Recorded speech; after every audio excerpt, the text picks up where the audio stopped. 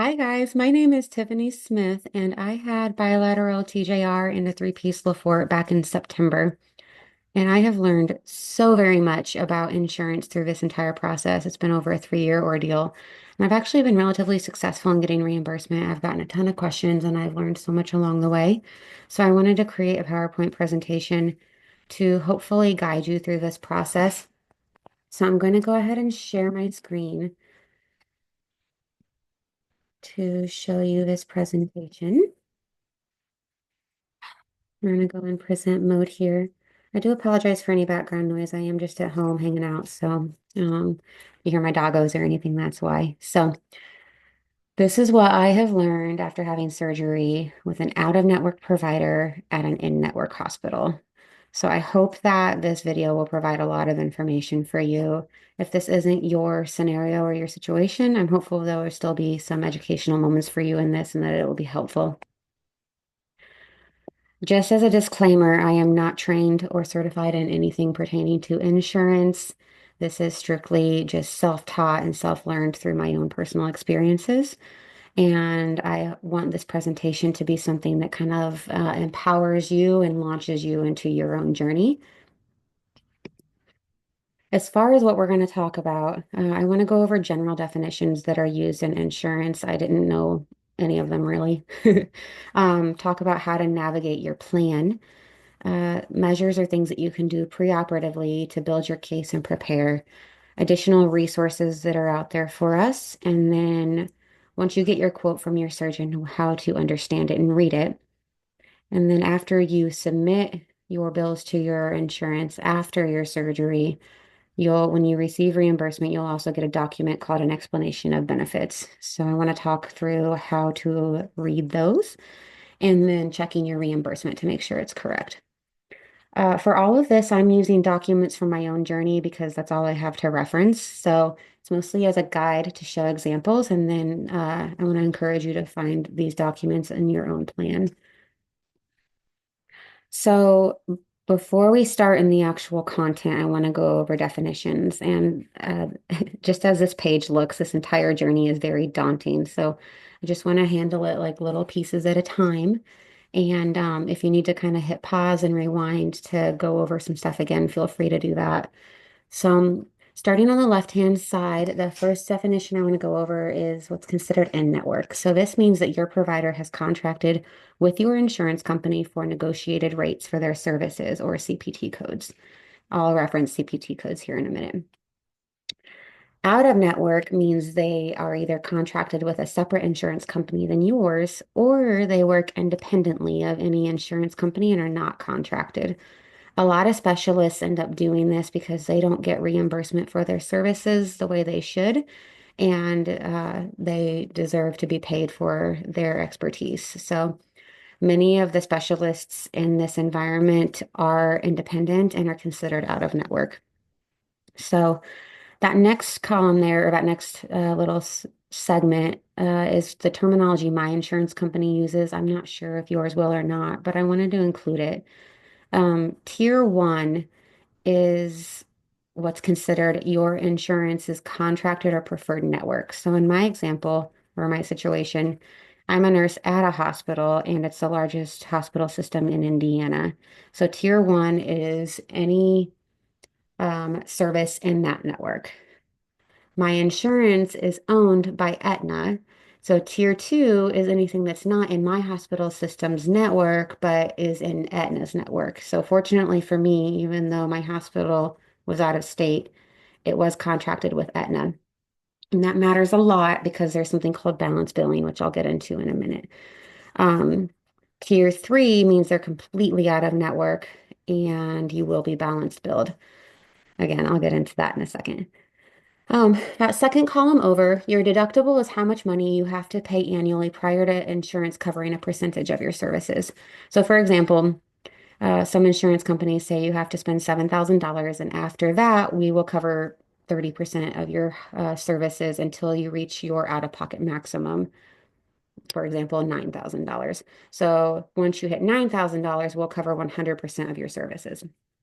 So when I heard this originally from my insurance, my in-network out-of-pocket maximum was only $4,000, meaning once I've paid a percentage of my services and I've spent $4,000 on care, that's my deductible, then, well, backing up a little bit.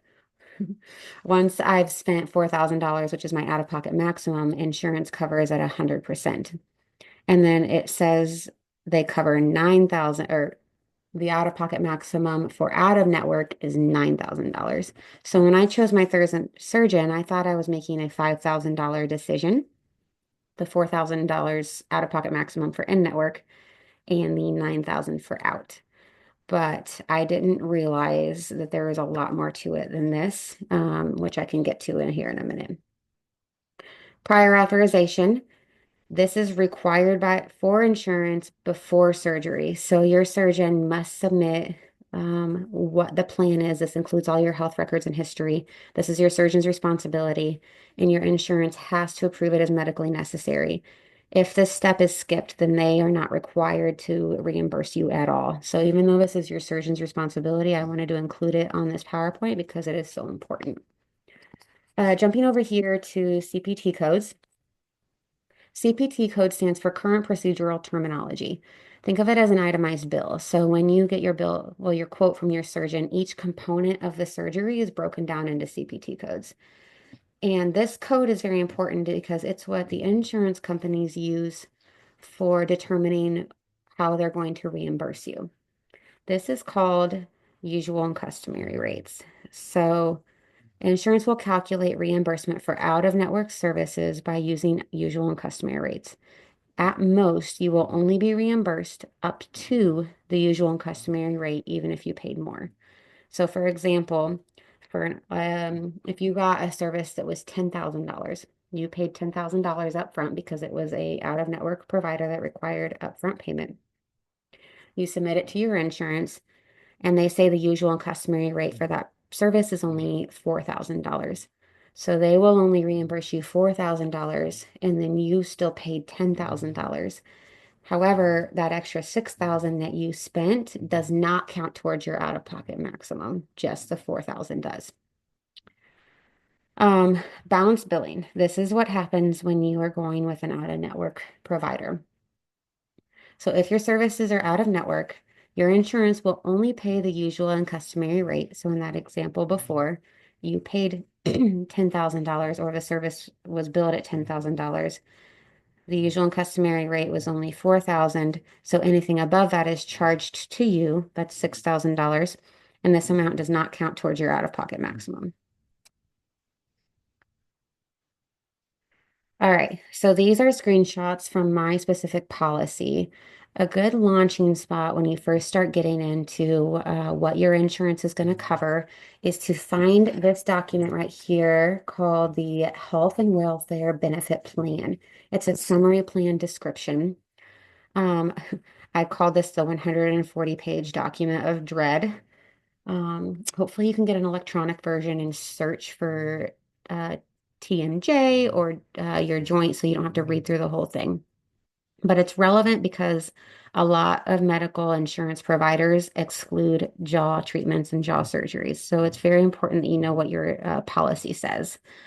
So in my policy here, it says for TMJ, they do cover diagnostic, surgical, and non-surgical treatment of TMJ dysfunction, including orthotic appliances. An orthotic appliance is similar to a mouth guard that pushes the joint into a more proper, less painful position.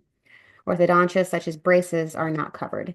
And I will say this is pretty standard across the board. I haven't met a single person that was able to get their pre-surgery braces covered by insurance, even though it's required for the surgery. There was a clause in my insurance that also said that you had to try 6 months of alternative therapies before they would be willing to consider approving a prior authorization for the big surgery I had. And so check and see if that is something too. Non-invasive measures or less invasive measures would include wearing a splint, doing an arthrocentesis, or other smaller procedures that were ineffective or didn't work. I also included this section on my presentation. This did not apply to me, but it's something to look for if you are having this surgery because of a trauma. Then there's actually additional things covered because it was due to a trauma. And so that topic discusses that they do approve some dental things in my plan if it's due to a trauma and they prefer that it be within 12 months after the injury. Um, there's also this section about what they cover um, specifically for care for TMJ. So here, this is going to be considered tier one. This middle section is tier two, and this last section is tier three. So if you look over here, I'm gonna move myself here. You'll want to find what your plan covers. So I have this Aetna ASA plan. And if you scroll down, I was just paying for an individual. So my out-of-pocket maximum was $8,000. Um, and so actually the numbers changed a little bit from 2023 to 2024. But when at the time when I first started doing my research, uh, my out-of-pocket maximum was $8,000. So I thought when I was choosing a surgeon out of network that I was only going to be spending $8,000. But that is only $8,000 of what they consider your surgery to be worth, which I can get into more in a minute. But the very short story is if you're billed $90,000 for your entire fee with your surgeon, but they, after running the usual and customary rates on each of those CPT codes, say that it's only worth $45,000, then they'll only reimburse you. Here, let me pick an easier number. Say they say it's worth $50,000. They will only reimburse you $42,000 because they actually subtract this out-of-pocket maximum from what they say the service is worth. So even though you paid 90, they say it's worth 50. They subtract this $8,000 from your 50 and then you get a reimbursement of 42. And that remainder is just yours to pay. So that's why it's really important to look at these graphs here because you'll have an idea of what you're going to be responsible for before surgery. The biggest question being, so what are the usual and customary rates, right? We're going to talk about that on the next slide. Let me put myself back over here. Um, so measures that you can take preoperatively. First thing is to call your insurance and verify if there are any exclusions in your plan, specifically for TMJ dysfunction. We kind of talked about that earlier on that big 140-page document of dread. I did a lot of double checking. I read what I could, but I also called to verify. Um, the next thing that I did was requested an out-of-network cost estimate. It took months and months and months for them to give this to me. They kept refusing and saying they couldn't. I think they didn't want the accountability. But I did eventually get this document over here on the right, which we'll talk through in a minute. But what I wanted to know was if I'm going to be billed $90,000 for this surgery, how much are you going to say it's worth so that I knew where to take out loans and, interest rates matter at that point as well. So I wanted to know at the end of the day how much I was going to be responsible for paying, and they would not tell me. Um, when I finally did get my answer, I was asking them for the usual and customary rate, which is their terminology. They would not tell me the usual and customary rates for their codes. Once I switched and I asked them for their maximum allowed amount for each CPT code, which from what I understand is the same thing. I don't know why it mattered. Then they provided me with this document. So I'm going to move my little screen here. These here are the CPT codes for the surgery that I had. And then this is what they said the services would be worth. And if you kind of look down here, my out-of-pocket maximum was $9,000 at this point. It had gone up in another year. So they were saying we would reimburse you this much minus your out-of-pocket maximum. And so they do make it very clear that this is not a legally binding document, but it definitely gave me something to go off of and is certainly helpful in planning, and I would recommend trying to get it as well. I do have some hints on how to look up the CPT code, usual and customary rates that I actually found on my own when I was Googling. So um, we'll get to that in a minute. But after asking for this cost estimate, Make sure your surgeon has submitted a prior authorization. And then I would recommend starting a binder to store all of your documents pertaining to this treatment. If possible, scan them into an electronic folder as well. But keep everything, keep literally everything, and organize it in a binder. Last thing is ask your surgeon where your surgery will be, because if your hospital is also out of network, then you're going to be balance billed not only for your surgeon's fees, but also for your hospital fees.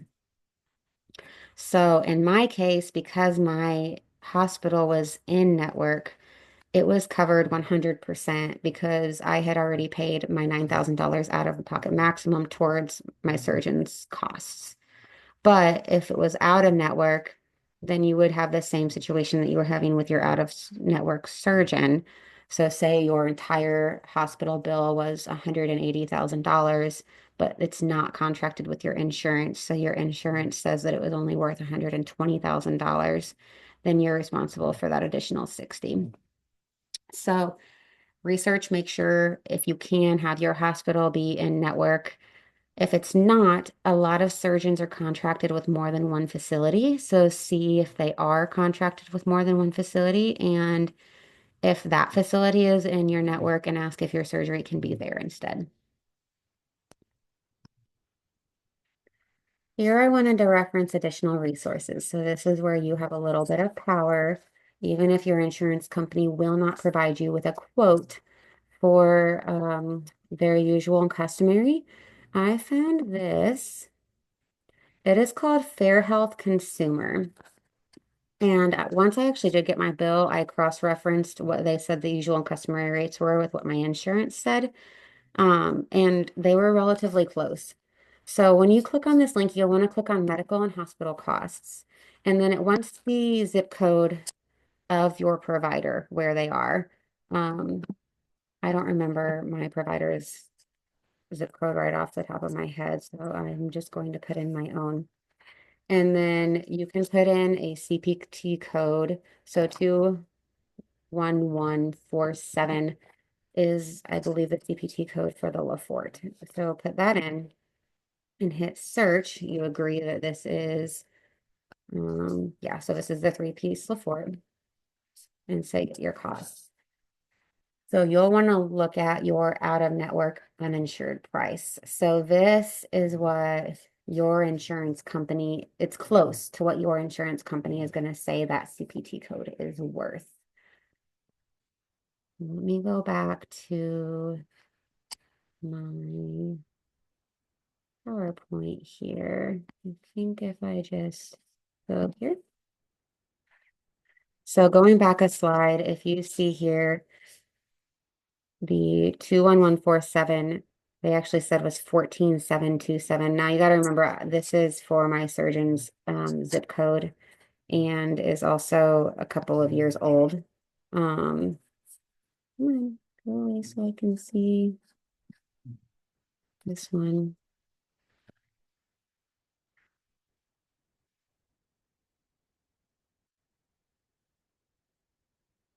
So I actually was granted more than what the out-of-network uninsured price is. But I would recommend going through every single one. Another one that you can check, the big one is the actual joint 21243 is a huge one. So if you click on here and search, there is a limit of how many you can search in one day. So you might have to do this over the course of a couple of days. 21243 and search. They say 11,936.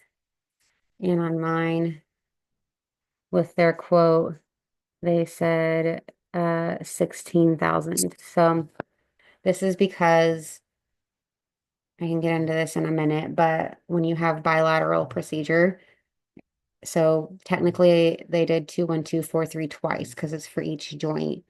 The second side, they only reimburse at 50%, not 100%. So that's where that 16,000 came from, and it's relatively close to the 11,000 there when you do 11,000 times 1.5.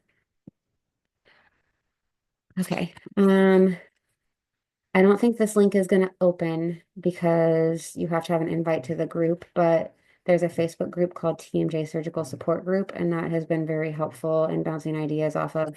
Just an example, the first orthodontist I went to wanted to charge $35,000 for braces for this whole process. I had no idea if that was normal or not. So I asked the group and found out that was grossly much, much higher than it should have been. So the group encouraged me to find another orthodontist, which I did. And just remember, the orthodontia is not covered by insurance at all. There's a chance that your dental insurance might cover the braces, well, component of the braces. So see if they will. But a lot of people end up paying cash for their braces as well. But this group is so, so great for just bouncing ideas, seeing other people's experiences, and just kind of having solidarity. The last reference or resource I want to point you guys to is Paxos Appeals. They will help fight back against insurance denials and help get treatments covered. I'm kind of in the last little stages with insurance right now. And so I have exhausted all of my appeal options within my insurance. I sent them at Paxos my whole situation and I asked them like, am I being reasonable? I think I still owe it about $5,000. They said, yes, you are being reasonable. They are unfortunately, way backlogged right now and they couldn't help me try to get that reimbursement. But they gave me a document on letterhead with instructions on what to do, and I've actually submitted my appeal to the Indiana Department of Insurance. So a great resource, definitely someone, hopefully they get more staff, and that can be something for you guys in the future as well. There's a lot of people in the Facebook group that have reported success with Paxos. Okay, so understanding your quote. I have, in full transparency, I have erased all of Dr. Movahead's costs for a CPT code just to respect his practice, knowing that he will fluctuate his prices based on, inflation and different things like that. So, but you're going to get a quote that looks something similar to this. Over here is going to be your diagnoses. This is important because a lot of insurance companies are going to ask for what your diagnoses are. Um, and then each CPT code is listed here below. These are the codes that you'll run on that Fair Health website to get an idea of what the usual and customary rates are. And then it just kind of breaks down every stage of the procedure with the CPT code. This is called an explanation of benefits. So again, I have erased the billed amounts right here. And then obviously my personal identifying information like my member ID and account number and claim ID. But these documents are so overwhelming when you get them, and I swear I literally thought I was reading another language when I first got it. So I wanted to break it down for you just a little bit. This right here is the CPT code. And then your billed amount is going to be listed here. Your allowed amount is over here. This is the usual and customary rate. So if you scroll down here, they said that I was reimbursed. It's kind of hard to see, 35,000 something. But I also had not reached my out-of-pocket maximum yet. So they subtracted the out-of-pocket maximum, which you can see over here. The patient responsibility was 7,000. I think it said 7,860. So my reimbursement was this $35,000 number minus my out-of-pocket maximum. The out-of-pocket maximum does not come from your entire bill. It comes from what they say it's worth. And then if you want to get really into it, you can read like what all of these messages and modifiers mean. And those are what all of these numbers are over here. I've highlighted a couple things on this. So make sure that your allowed amount tracks closely with what you've researched on Fair Health. And then if you did get a quote from your insurance company for their out-of-network cost estimate, make sure that matches as well in that green. This purple here, that is the 21243 is the joint. Make sure, so when we submitted this, we put a modifier of 5 or 0.5, which means bilateral. But when I got my reimbursement, they originally only reimbursed for one side. So make sure they reimburse for both sides, but you won't get you will not get that CPT code times two. You'll get it times 1.5 because that is how it works. And I don't know why. And then the last thing to pay attention to is just this patient responsibility piece here. This is your out of network, out of pocket maximum. And that's deducted from what they say they're reimbursing you. All right, I know that was overwhelming and it was a lot. Please message me if you have further questions. I hope that I was clear, at least provided some insight into this whole process. I did want to reference my YouTube channel here. Um, I'll go ahead and click on it for a minute so that you can see it. It is from Fear to Freedom, TJR in LaForte. I have posted 49 videos of updates and things to expect, stuff that I've experienced. And then a lot of them have uploaded as shorts as well. So if you just kind of want to follow along my journey, this is a reference for you as well. And then I've also started a Facebook group with additional information as well. I'm not sure if it's going to let me see it without logging in. So this would be another good way to connect with me if you have follow-up questions. But it is from Fear to Freedom, my journey before, during, and after TMJ replacement. Please feel free to message me on Facebook Messenger or comment on my YouTube channel with any questions. So I know that is a lot, you guys. This process is so overwhelming, and it is very, very unfair that as the patients that are already going through so much, we also have to navigate this process and advocate for ourselves. I will say all of the work that I have done has paid off. I've currently gotten about $37,000 back from insurance, which is the most I've heard from reimbursement from anyone I've talked to. Um, and again, I think I'm owed about $5,000 more. It's not super relevant for this PowerPoint, but it is worth it to push and to fight and to do your research. On the days that you don't feel strong, rely on your support system. Go to your friends in the Facebook group that have been through it, reach out to me. And then just don't give up. It's been 7 months of appealing with my insurance company right now. And so my first appeal, I did get an additional $8,000 after we caught some stuff that they did incorrectly the first time. So it can be done, at least in my experience. So good luck to all of you guys. And I really hope this presentation was helpful. And please leave some comments so that I know how to do better or kind of modify this for the future. Bye, guys.